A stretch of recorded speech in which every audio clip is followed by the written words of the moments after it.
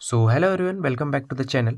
तो आज का जो हमारा टॉपिक है वो है जो उत्तराखंड बोर्ड ने हमारे 2024 के लिए जो मॉडल पेपर जारी किए हैं, जिनको हम हिंदी में प्रतिदर्श जो है प्रश्न पत्र बोलते हैं, वो जारी किए हैं। तो आज हम उसको सॉल्व करने वाले हैं और वो है आपकी क्लास 10 का जो मैथमेटिक्स का जो पेपर दिया है, मॉडल पेपर उत्तराखंड बोर्ड ने जो ऑफिशियल पेपर आया है उसको हम यहाँ पे सॉल्व करेंगे। ठीक है, तो यहाँ पे इसको सॉल्व करेंगे और अगर आपको जो है मैं यहाँ पे सॉल्यूशन देने वाला हूँ, उससे अगर आप कुछ भी सीख के जाते हैं तो आप चैनल को सब्सक्राइब करना कंसिडर कर सकते हैं और इस वीडियो को भी लाइक कर सकते हैं। तो टाइम वेस्ट किए बिना फटाफट से जो सॉल्यूशन है उसको शुरू करते हैं। यहाँ पे सबसे पहला क्वेश्चन जो है वो आपको आपकी स्क्रीन पे दिखाई दे रहा होगा। तो क्वेश्चन क्या कहता है, निम्नलिखित में से अपरिमेय संख्या है। ठीक है, और यहाँ पे आपके ये क्या है, टिक मार्क है, एमसीक्यू है। तो यहाँ पे पहला ऑप्शन है 22/7, दूसरा है पाई, तीसरा है √4 और जो चौथा है वो है इनमें से कोई नहीं। ठीक है, तो यहाँ पे देखते हैं इसका। तो समझो जरा, यहाँ पे अगर 22/7 है ना, तो आपको पता है जो परिमेय संख्या है उसको p/q के रूप में लिखा जाता है। तो यहाँ पे क्या है 22/7, तो इसको p/q के रूप में लिखा गया है, जहाँ पर q जो है वो 0 के बराबर नहीं है, तो ये तो आपकी परिमेय संख्या होगी। और फिर बात करते हैं आपके √4 की। अगर हम √4 को सॉल्व करेंगे तो √4 आपका क्या आ जाएगा 2, तो ये भी आपकी परिमेय संख्या हो गई। और यहाँ पे जो आपकी एक अपरिमेय संख्या है, इसका जो सही ऑप्शन है वो हो जाएगा आपका पाई। ठीक है, तो यहाँ पे आपका जो पहला प्रश्न है उसका जो हल है वो कितना हो जाएगा, पाई। ठीक है, तो पाई आपकी यहाँ पे क्या हो जाएगी, एक अपरिमेय संख्या। तो आप बढ़ते हैं सेकंड क्वेश्चन की तरफ। यहाँ पे देखते हैं अपना सेकंड क्वेश्चन। ठीक है, जो आपका सेकंड एमसीक्यू है। तो यहाँ पे अपना जो सेकंड एमसीक्यू है वो क्या कहता है, द्विघात समीकरण 2x² - 4x + 3 = 0 का विविक्तीकर है। ठीक है, तो अब मुझे जहाँ तक उम्मीद है आपने जो अपना क्लास 10 का जो सिलेबस है वो आपने कंप्लीट कर लिया होगा। तो इसी के हिसाब से इस पेपर को आप सॉल्व कर सकते हैं। तो आपको पता होगा जो आपका विविक्तीकर का सूत्र होता है, मैं यहाँ पे आपके लिख देता हूँ, जिससे कि आपको जो है साथ में रिविजन भी होता रहे, है ना। सॉल्व तो करेंगे ही।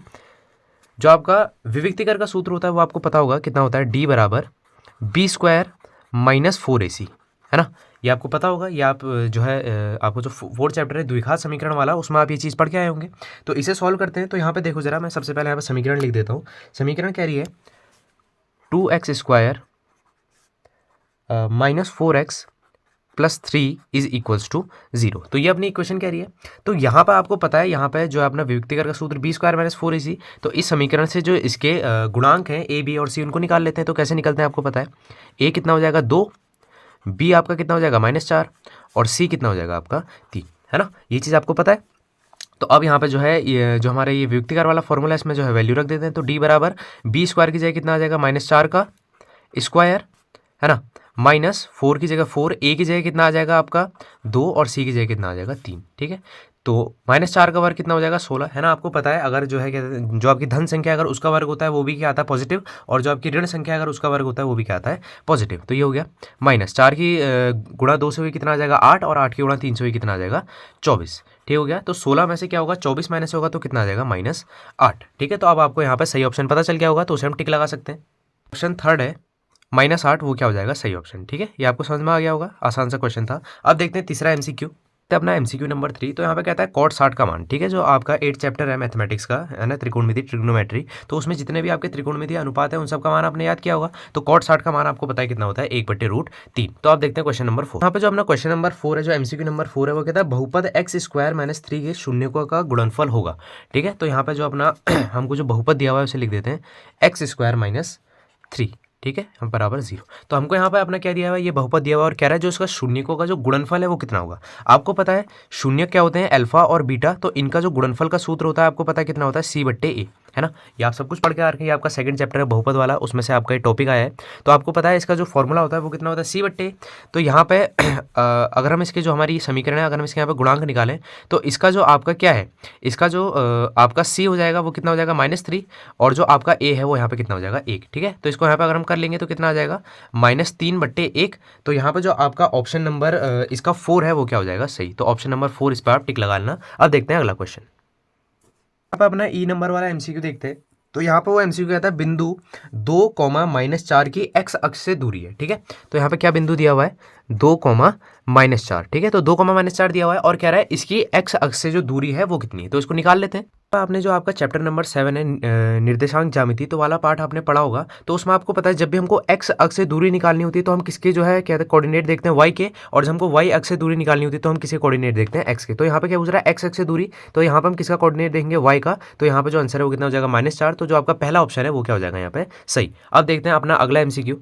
अगला एमसीक्यू है वो यहाँ पे कहता है कि हमको यहाँ पे एक समांतर श्रेणी दी है 4, 10, 16 और 22। ठीक है, तो यहाँ पे लिख देते हैं पहले उसे 4, 10, 16 और 22, ठीक है। यहाँ पर हमको ये समांतर श्रेणी दी गई है और यहाँ पे क्या बोल रहा है इसका सातवां पद क्या होगा, ठीक है। तो हमको इसका क्या निकालना है, सातवां पद, ठीक है। ये तो बहुत आसान सी है, जो आपका एमसीक्यू है ये बहुत आसान है ना। आपको पता है जो भी हमको पद निकालना होता है उसका फॉर्मूला क्या होता है, ए तो आपका आता ही आता है और यहाँ पर जो भी हमको पद निकालना होता है उससे एक जो है क्या होता है कम संख्या हम यहाँ पे लिखते हैं और यहाँ पे क्या आता है आपका डी, है ना। ए आपको पता है क्या होता है प्रथम पद और डी आपका क्या होता है सार्वंतर। तो यहाँ पे जो हमको यहाँ पे समांतर श्रेणी दी है इसका जो प्रथम पद है वो कितना हो जाएगा 4 और जो इसका डी है ना बोले तो सार्वंतर, तो क्या होता है जो हमारा दूसरा पद होता है उसमें से पहला पद माइनस कर देते हैं तो 10 - 4 बराबर कितना हो जाएगा 6। इस फॉर्मूले में जो है अपना मान रख देते हैं और आपका आंसर आ जाने वाला है। तो यहाँ पे ए की जगह कितना आ जाएगा 4 प्लस 6 की जगह आपका 6 ही रहेगा और यहाँ पे जो है आपका डी की जगह भी कितना आ जाएगा 6।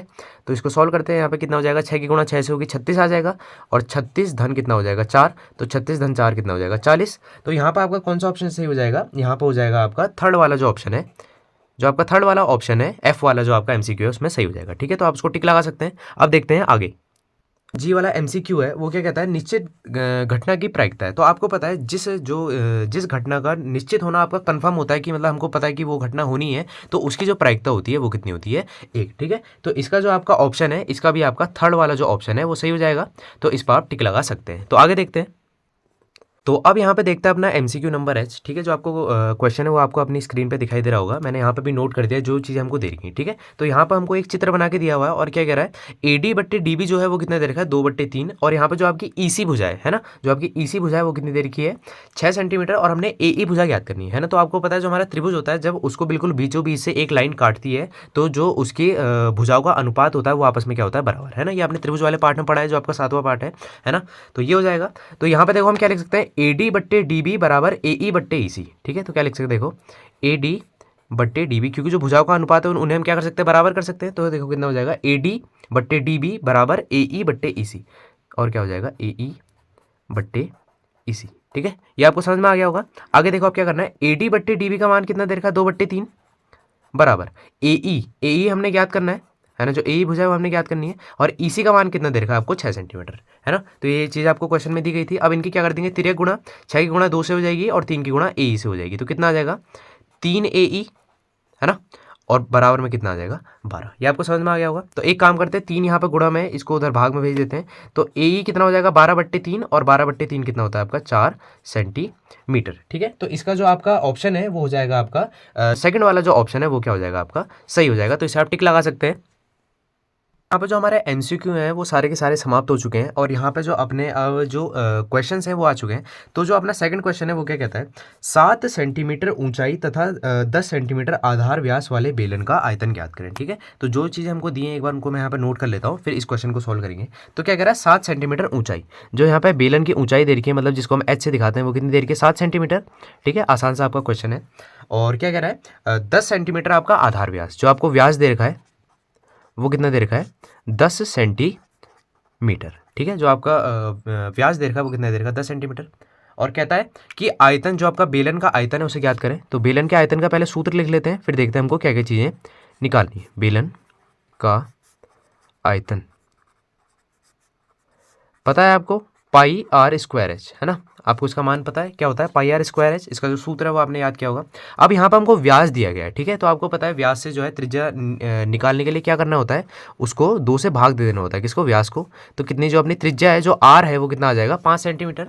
इस सूत्र में जो भी हमने चीज़ें निकाली इनका मान रख देते हैं और आपका आंसर आ जाने वाला है। तो देखो पाई का मान कितना होता है 22/7 और r² है मतलब कि 5 का वर्ग और 5 का वर्ग को हम 5 × 5 लिख सकते हैं और यहाँ पे कितना आ जाएगा 7, है ना। जो h का जो यहाँ पे हाइट थी वो हमको यहाँ पे कितनी दी गई थी 7 सेंटीमीटर। तो यहाँ पे ये आ जाएगा 7 से जो है 7 आपका कट जाएगा, 5 की गुणा 5 से होगी वो कितना आ जाएगा आपका 25। तो 22 गुणा कितना हो जाएगा आपका 25। तो 22 × 25 जब हम इसे सॉल्व करेंगे तो यहाँ पर आपका आ जाएगा 150 550, है ना। और यहाँ पर आपको जो सारी की सारी चीज़ें वो किसमें दी गई थी सेंटीमीटर में। तो ये हो गया। और आपको पता है जब आयतन आप निकालते हैं तो यहाँ पे क्या आता है घन क्यूब। तो अब यहाँ पे देखते हैं अपना क्वेश्चन नंबर 3। तो यहाँ पे कहता है 10a बराबर 3/5। तो हमने यहाँ पे cos a जो है वो ज्ञात करना है। तो देखते हैं इस क्वेश्चन को, बहुत आसान सा आपका क्वेश्चन है। तो यहाँ पे आपको एक चीज़ पता होगी LA/L/K करके आपने कुछ चीज़ जो है आपकी याद की होगी, आपका जो त्रिकोणमिति वाला पार्ट है उसमें। तो यहाँ पे क्या होता है, यहाँ पे जो L है इसका मतलब होता है लंब, जो A है इसका मतलब होता है आधार और जो K है इसका मतलब होता है कर्ण, है ना। ये चीज़ आपको पता होगी, ये चीज़ आपने समझी भी होगी और याद भी की होगी। तो यहाँ पे जो ये जो पहला वाला होता है ये आपका साइन के लिए होता है, जो सेकंड वाला है आपका कॉस के लिए और और जो आपका थर्ड वाला है वो आपका टेन के लिए होता है, और अगर इसका उल्टा कर दे तो फिर कोसेक, सेक और कॉट के लिए हो जाता है। ये चीज़ आपको पता होगी।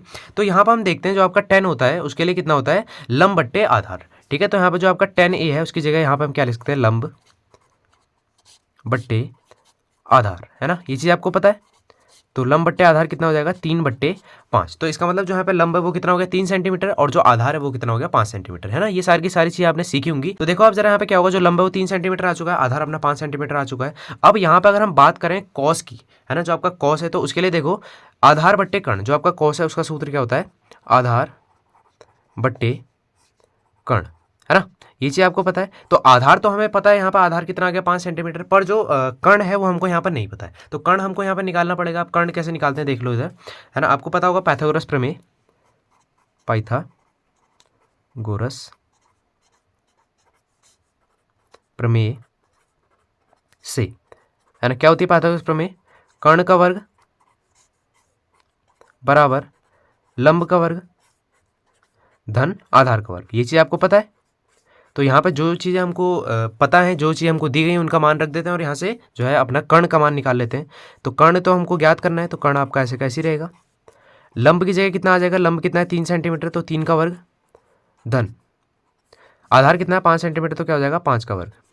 और यहाँ पर जो आपका ये कर्ण का स्क्वायर है इसको उधर भेजेंगे, जो आपका राइट हैंड साइड है उधर भेज देंगे, तो कि ये आपका चेंज किस में हो जाएगा, वर्गमूल में चेंज हो जाएगा। और 3 का वर्ग कितना हो जाएगा 9, और 5 का वर्ग कितना हो जाएगा 25। ठीक है, ये चीज़ हो गई। आगे देखो, तो आपका जो कर्ण है वो कितना निकल के आएगा, देखते हैं, 25 + 9 आपका कितना हो जाएगा 34 √34, ये चीज़ हो गई आपकी। अब इसको हम सॉल्व कर नहीं सकते, तो यही क्या आपका हो जाएगा सेंटीमीटर, है ना। तो जो अपना कर्ण है वो हमारा निकल के आ चुका है। अब जब कर्ण निकल के आ चुका है तो आगे आप जो कॉस का मान है हम बड़ी आसानी से निकाल सकते हैं। तो देखो, तो यहाँ पर जो आपका कॉस का सूत्र है वो मैंने ऊपर लिखा हुआ है। तो आपका कॉस का सूत्र क्या होता है, आधार बट्टे कर्ण, ये चीज़ मैंने यहाँ पे लिखी हुई है, आधार बट्टे कर्ण। तो यहाँ पे कॉस ए बराबर देखो कितना हो जाएगा, आधार कितना है, आधार आपको यहाँ पे दिखाई दे रहा है 5 सेंटीमीटर, और जो आपका कर्ण है उसका मान हमने अभी निकाला कितना हो जाएगा, √34। ठीक है, तो ये हो गया आपके कॉस ए का मान, और इसी के साथ आपका जो ये थर्ड क्वेश्चन है ये भी सॉल्व हो गया। अब देखते हैं चौथा क्वेश्चन। तो जो हमारा फोर्थ क्वेश्चन है वो भी आपको आपकी स्क्रीन पे दिखाई दे रहा होगा। कहता है समांतर श्रेणी 7, 13, 19 और यहाँ पर डॉट डॉट, और जो आपका अंतिम पद है वो है 205 में पदों की संख्या ज्ञात करें, है ना। तो यहाँ पे जो समांतर श्रेणी है एक बार उसको उतार लेते हैं और फिर इसका आगे सॉल्यूशन करेंगे।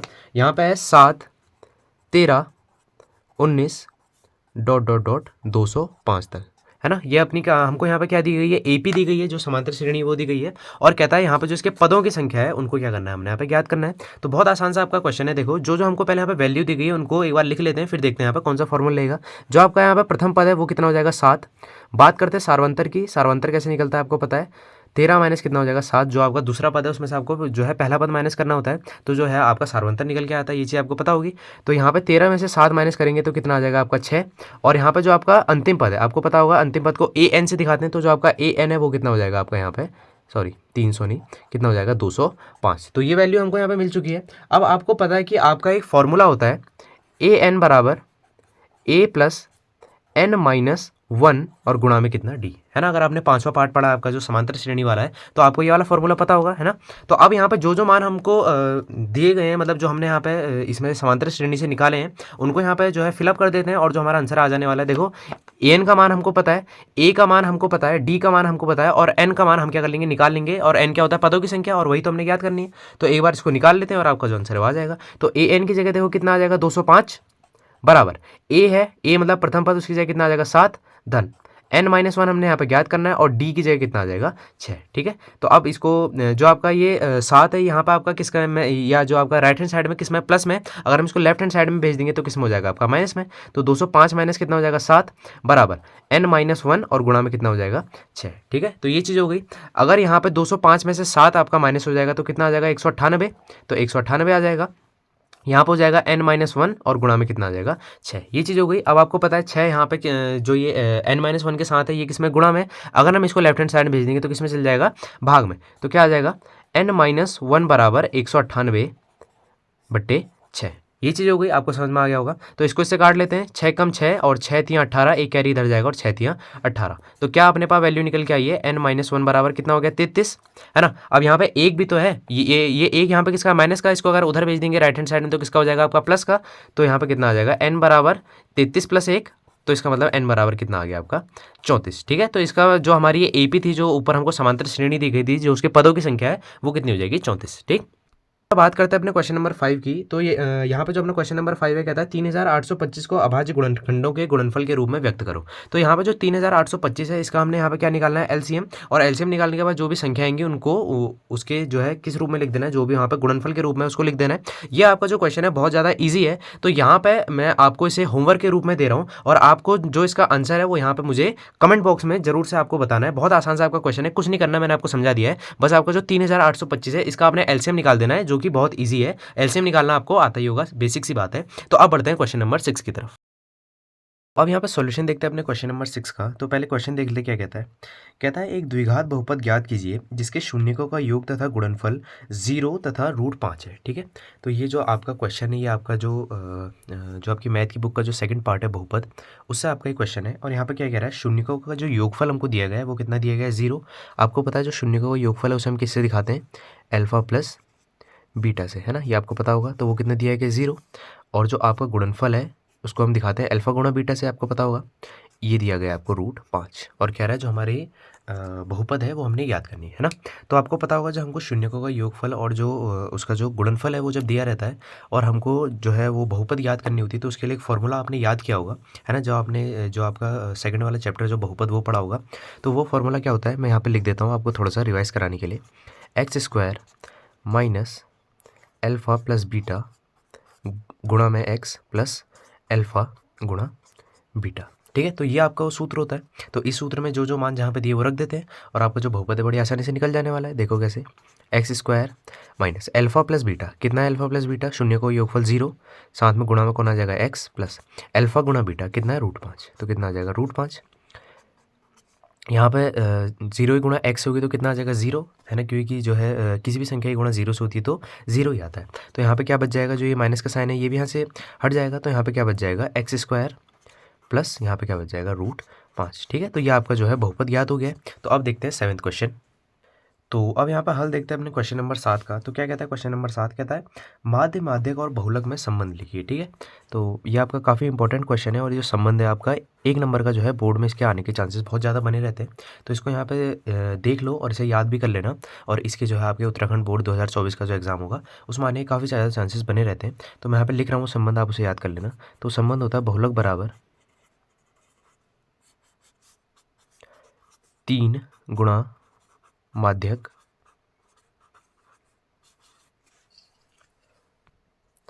माइनस 2 गुणा माध्य। ठीक है, माध्य। तो ये आपका संबंध होता है बहुलक, माध्य और माध्यक में। ठीक है, तो आप इसे अच्छे से याद कर लो, इसके आने के काफ़ी ज़्यादा चांसेस हैं। अब देखते हैं अपना क्वेश्चन नंबर 8। तो क्वेश्चन नंबर 8 क्या कहता है, देख लेते हैं। कहता है 9 sec² a minus 9 tan² a का मान क्या होगा। तो पहले जो हमको दिया गया लिख लेते हैं, 9 sec² a minus 9 tan² a का मान क्या होगा पूछ रहा है। ठीक है, तो ये जो क्वेश्चन है ना, अगर आपने फॉर्मूले याद किए हुए अच्छे से तो ये क्वेश्चन आपके एकदम बहुत ईजी हो जाने वाले हैं। ठीक है, तो इसका हल देखो क्या हो जाएगा। देखो, इसके पास भी 9 है, इसके पास भी 9 है, तो 9 आपका क्या आ जाएगा, वेनिस्ट आ जाएगा, कॉमन आ जाएगा। अंदर क्या रह जाएगा, sec² a, और माइनस क्या रह जाएगा, tan² a।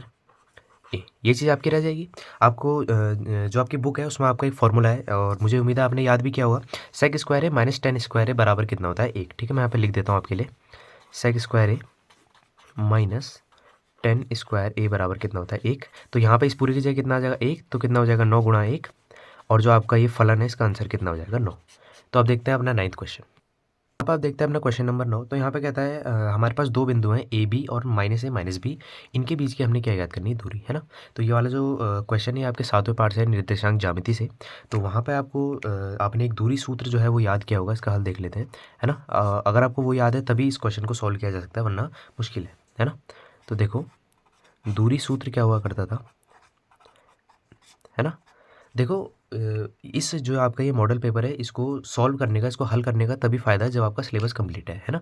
अगर आपका सिलेबस कंप्लीट ही नहीं है तो इस जो ये मॉडल पेपर है इसको करने का कोई फ़ायदा नहीं है ना। मैं आपको पहले ये रिकमेंड करूँगा कि आप पहले जो अपना सिलेबस है उसे पूरा कंप्लीट करें, तब जाके इस मॉडल पेपर करें, क्योंकि सिलेबस को कंप्लीट किए बिना इस मॉडल पेपर को करना कोई सही बात नहीं है, क्योंकि आपको ये चीज़ समझ में ही नहीं आएंगी कि यहाँ पर क्या हो रहा है। ठीक है, तो बढ़ते हैं आगे। तो दूरी सूत्र क्या होता है, √x2 माइनस x1 का वर्ग धन y2 माइनस y1 का वर्ग। ठीक है, ये आपको पता होगा। अब आपको पता है x1 x2 y1 y2 कैसे निकालते हैं, नहीं पता तो मैं यहाँ पर समझा देता हूँ। देखो, जो ये ब्रैकेट की पहली चीज़ होती है इसे हम बोलते हैं x1, तो x1 कितना हो जाएगा a।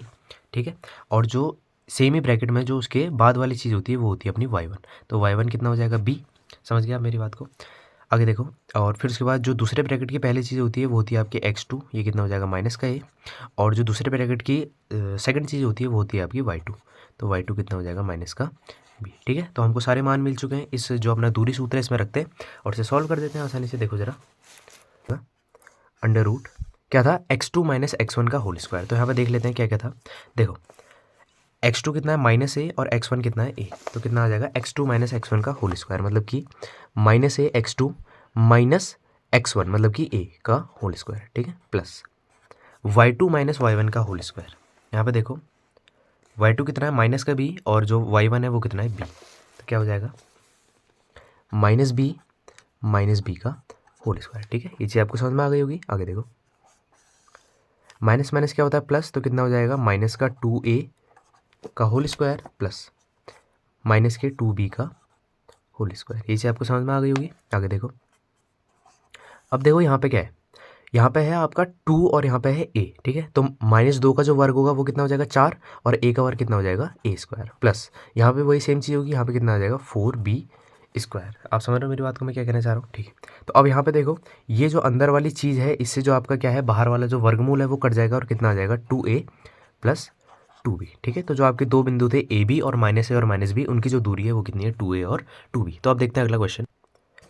तो अब यहाँ पे अपना जो 10वां क्वेश्चन है उसे देखते हैं।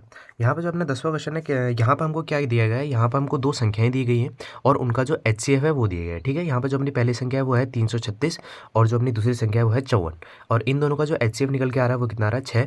और हमसे यहाँ पे बोल रहा है जो इसका LCM है ना, जो इसका लॉसो है वो हमने क्या करना है, यहाँ पे ज्ञात करना है। बहुत आसान सा आपका क्वेश्चन है। फिर मैं वही चीज़ रिपीट करूँगा कि अगर आपने फॉर्मूले भी अगर अच्छे से याद किए, जो आपकी NCERT बुक है, अगर आपने उसके फॉर्मूले भी याद किए तो ये क्वेश्चन आपसे बड़ी आसानी से हो जाएंगे। मैं यहाँ पर जो फॉर्मूला है वो लिख देता हूँ और उससे क्वेश्चन बड़ी आसानी से सॉल्व हो जाएगा। तो आपको पता है क्या होता है, LCM गुणा HCF बराबर संख्याओं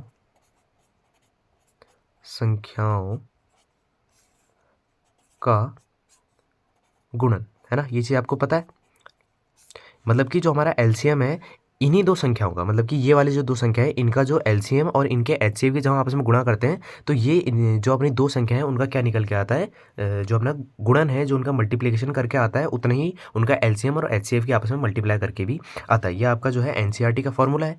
तो इसमें जो जो वैल्यूज़ हमको दी गई उनको रख देते हैं और LCM निकाल देते हैं। देखो बड़ी आसानी से कैसे होगा, LCM हमको ज्ञात करना है, लॉसो ज्ञात करना है, तो LCM की जगह LCM रहेगा गुणा HCF। देखो HCF इन दोनों संख्याओं का HCF जो मौसो है वो कितना दिया गया है 6 बराबर संख्याओं का गुणन, तो कितना हो जाएगा संख्याओं का गुणन 336 गुणा कितना हो जाएगा 54। ठीक है, यहाँ पे समझ में आ गया होगा। आगे देखो, ये 6 यहाँ पे LCM के साथ किस में गुणा में, इसको जो है राइट हैंड साइड में भेजेंगे तो किस में हो जाएगा भाग में, तो LCM बराबर कितना आ जाएगा 336 गुणा 54 बट्टे में कितना आ जाएगा 6। ठीक है, तो इसको जब हम सॉल्व करेंगे तो आपका जो आंसर है वो आपका आंसर आ जाने वाला है 3024। ठीक है, तो जो आपका LCM आ जाएगा वो कितना आ जाएगा 3024। तो ये हो गया आपकी जो आपका 10वां क्वेश्चन है उसका भी आंसर।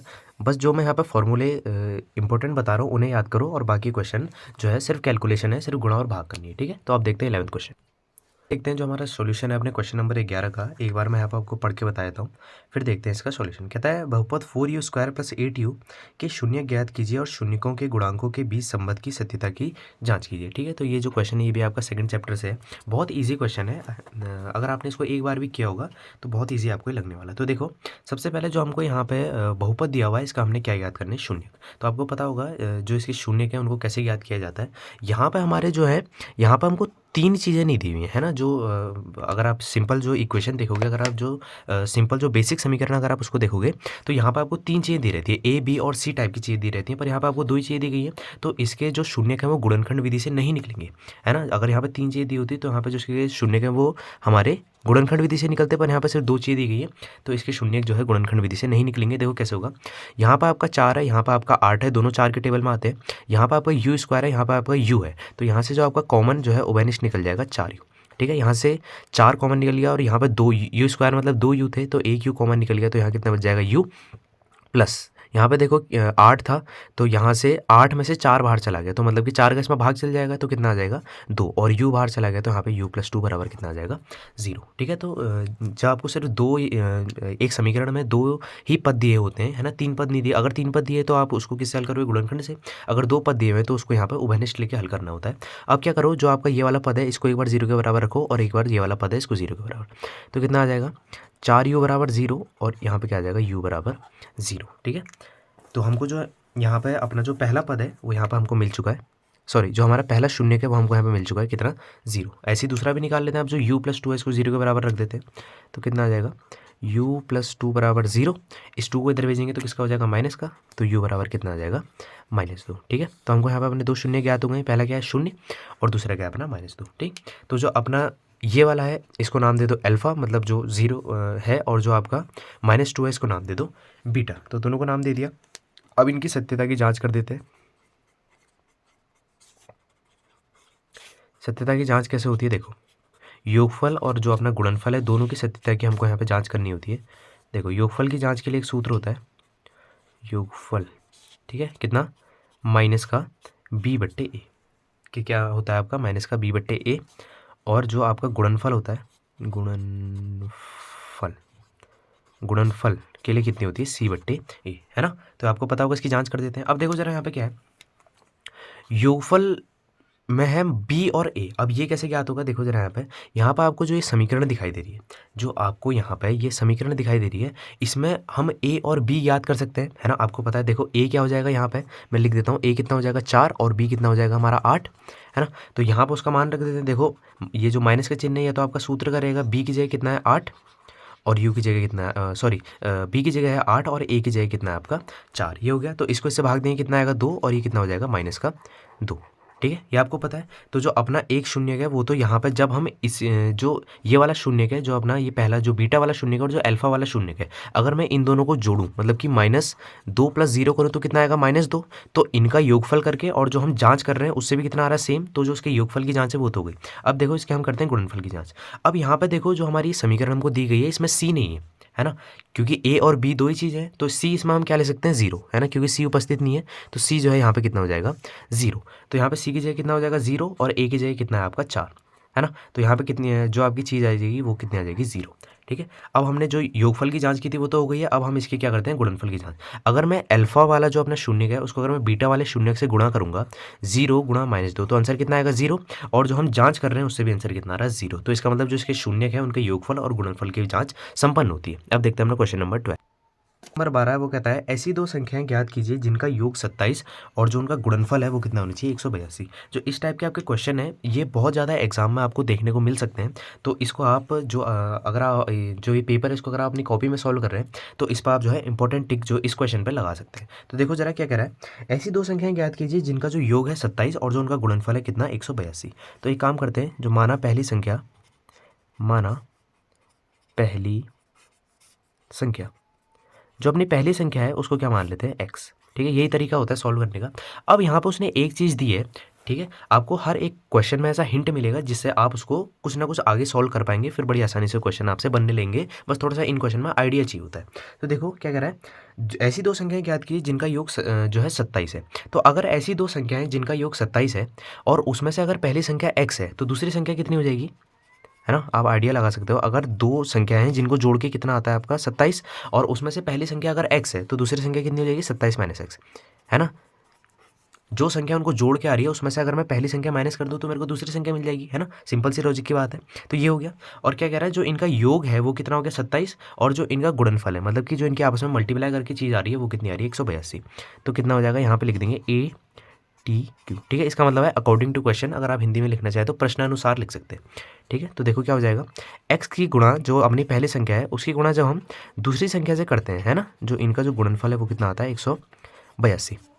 ये चीज़ हो जाएगी। जो x की गुणा अंदर कर देते हैं, x की गुणा 27 होगी, कितना हो जाएगा 27x, माइनस x की गुणा जो है x हो जाएगी, कितना हो जाएगा x² बराबर में कितना हो जाएगा 182। ठीक है, तो अब एक काम करते हैं, इस समीकरण को थोड़ा सा सही से सॉल्व कर लेते हैं। ये जो माइनस का x² इसको आगे कर देते हैं, और जो आपका 27x है इसको पीछे। तो कितना हो जाएगा माइनस का x² प्लस का 27x, जो ये 182 आपका राइट हैंड साइड में, इसे भी कहाँ ले आते हैं अपना लेफ्ट हैंड साइड में ले आते हैं। तो यहाँ ये प्लस का यहाँ के किसका हो जाएगा माइनस का 182 बराबर 0। ठीक है। तो अब इतना हो गया। अब थोड़ा सा चीज़ और करनी है। देखो यहाँ पे जो है ना, इसको मैं किसका बनाऊँ, ये जो आपका एक्स स्क्वायर है इसको मैं यहाँ पे प्लस का बनाना चाह रहा हूँ। क्यों? क्योंकि इससे क्या होगा, आपका जो क्वेश्चन है बहुत ज़्यादा आसान हो जाएगा। इस समीकरण को गुणनखंड विधि से हल करना काफ़ी ज़्यादा ईजी हो जाएगा। तो देखो अगर मेरे को यहाँ वाला जो ये चिन्ह है, अगर मुझे ये चेंज करना है तो मुझे इस समीकरण के सारे चिन्ह चेंज करने पड़ेंगे। यहाँ पर माइनस का है, यहाँ पर किसका हो जाएगा, प्लस का। यहाँ पर प्लस का है, यहाँ पर क्या हो जाएगा, माइनस का। और यहाँ पर माइनस का है, यहाँ पर क्या हो जाएगा, प्लस का। ठीक है। तो जो मेरी समीकरण मिली है वो कितनी मिली है, x square minus 27x plus 182 बराबर 0। अब इसका जो ये क्वेश्चन है, इसका जो हल है अब अगले पेज में देखते हैं। हमने जो अपना क्वेश्चन है उसे सॉल्व कर लिया था। अब आपको पता है जो ये समीकरण है, इसके हमें दो मूल ज्ञात करने पड़ेंगे और वही आपके हल होंगे, है ना। जो इसके दो मूल ज्ञात होंगे वही आपकी दो संख्याएं भी होंगी। तो अब इस जो ये समीकरण है, इसको सबसे आसान विधि जो है हल करने की वो हो जाएगी आपकी गुणनखंड विधि। तो आपको पता है कैसे उससे हल करते हैं। अगर नहीं पता तो मैं आपको आइडिया दे देता हूँ। देखो यहाँ पर आपके यहाँ पर इनके क्या निकालने होते हैं, आपको जो भी इनके साथ जो आपका कोफिशिएंट है, ठीक है, वो निकालना होता है। जैसे कि जो आपका एक्स स्क्वायर है, इसके साथ गुणा में कौन है, यहाँ पर कोई भी चीज़ नहीं है तो हम यहाँ पर क्या मान सकते हैं, एक। ठीक है। बी देखो जो आपका यहाँ पे एक्स है, इसके साथ कौन है गुणा में, माइनस का 27। ठीक है। और यहाँ पे सी देखो, सी क्या है यहाँ पे आपका, माइनस का 182। ठीक है जी, आपको समझ में आ गई होगी। अब हम क्या करते हैं, सी की गुणा हम ए से करते हैं, सी की गुणा ए से करते हैं तो कितना आ जाएगा, सी की गुणा ए से होगी तो कितना आ जाएगा, माइनस का 182। और यहाँ पे बी कितना है, माइनस का 27। ठीक है। तो अब मैंने ये चीज़ें क्यों निकाली है, आपको समझ में आएगा। हमको ऐसी दो संख्याएं सोचनी है जिनकी जो है आपस में गुणा करके माइनस का 182 आए, जोड़ के या फिर उनको जो है माइनस करके घटा के कितना है, माइनस का 27। ठीक है। अगर आपने अपना सिलेबस कंप्लीट कर लिया है तो ये चीज़ आपको बड़ी आसानी से समझ में आ रही होंगी। तो वो संख्याएं जो हैं दो आपकी हो जाएंगी। मैं सीधा आपको यहाँ बताता हूँ। पहली हो जाएगी आपकी माइनस का 14 और जो दूसरी संख्या वो हो जाएगी आपकी 13। ठीक है। जब हम इनकी आपस में गुणा करेंगे तो कितना आएगा, माइनस का 182, है ना। और जब हम इनको आपस में माइनस करेंगे तो कितना आएगा आपका, माइनस का 27। ठीक है। तो वो दो संख्या ज्ञात हो गई है। अब इसको देखो आगे कैसे हल करते हैं। एक्स स्क्वायर आपका ऐसे कैसे रहेगा, माइनस जो आपका 27x है, इसकी जगह क्या आ जाएगा, पहले जो आपने दो संख्या में जो बड़ी संख्या सोची है वो, तो माइनस का कितना आ जाएगा 14x, प्लस जो आपने दूसरी संख्या सोची है वो कितना हो जाएगा आपका, प्लस का 13x, माइनस का क्या हो जाएगा 182 बराबर में कितना आ जाएगा 0। ठीक है। यहाँ पे जो पहले के दो पद है उनको अलग ब्रैकेट में, और जो आपके आखिरी के दो पद है इनको अलग ब्रैकेट में। यहाँ पे देखो एक्स स्क्वायर माइनस 14x, यहाँ से क्या, यहाँ पे भी एक्स है, यहाँ पे भी एक्स है, एक्स कॉमन निकल जाएगा, अंदर क्या रह जाएगा एक्स माइनस 14, प्लस यहाँ से 13 कॉमन निकल जाएगा और अंदर क्या रह जाएगा एक्स माइनस 14। ठीक है। ये कैसे हुआ, जब आप 182 को 13 से भाग देंगे तो 14 ही आएगा, बराबर में कितना आ जाएगा 0। ठीक है। जो आपकी गुणनखंड विधि है उससे ये भी आपको पता चल जाता है कि आप सही कर रहे हो फिर गलत, क्योंकि यहाँ पे भी देखो एक्स माइनस 14, यहाँ पे भी एक्स माइनस 14, जो आपके ब्रैकेट है वो समान आते हैं। ठीक है। तो यहाँ पे दो ब्रैकेटों में से एक ब्रैकेट उठाते हैं, कितना हो जाएगा एक्स माइनस 14, और यहाँ पर जो है आपका, यहाँ पर जो दो ये हैं, ये जो बाहर वाले पद हैं इसमें से एक पद उठाते हैं, कितना हो जाएगा आपका एक्स प्लस 13। ठीक है। बराबर में कितना आ जाएगा 0, बराबर में कितना आ जाएगा 0। तो जो आपकी दो संख्या है वो कितनी हो जाएंगी, 14 और यहाँ पे 13। ठीक है। तो ये हो गया आपका आंसर। तो आपकी जो दो संख्या है वो क्या हो गई, 14 और 13। यहाँ पे एक छोटा सा करेक्शन कर लेना। यहाँ पे जो हमने 13x है उसने पहला आंसर, फिर 14x बाद में, और थोड़ा सा यहाँ पे जो है करेक्शन करके यहाँ पे जो आपका 13 है यहाँ पे प्लस का आएगा। ठीक है। यहाँ पे थोड़ा सा यहाँ पे आप चेंजिंग कर सकते हो। और यहाँ पे जो आपकी पहली संख्या है वो 14 और दूसरी संख्या क्या हो जाएगी 13। अब देख क्वेश्चन नंबर 13 कहता है, एक थैले में 3 लाल और 5 काली गेंद है। इस थैले में से एक गेंद जो है यादृच्छा निकाली जाती है, इसकी प्रायिकता क्या है कि गेंद। ठीक है। यहाँ पर जो आपका पेपर है इसमें शायद प्रायिकता लिखना होगा, यहाँ पर प्राथमिकता लिख दिया है। ठीक है। तो इसे आप करेक्ट कर लेना। तो पहला कह रहा है कि जो गेंद है वो लाल हो, इसकी क्या जो अपनी प्रायिकता है वो क्या है, और जो सेकंड है उसमें क्या कह रहा है, लाल नहीं होने की क्या जो अपनी प्रायिकता है। ठीक है। तो पहले जो चीज़ हमको दी है उनको लिख लेते हैं। तो यहाँ पर हमको दिए हैं 3 लाल गेंद, एक सेकेंड, 3 लाल गेंद दी है, और जो है अपनी 5 काली गेंद दी है, 5 काली गेंद। ठीक है।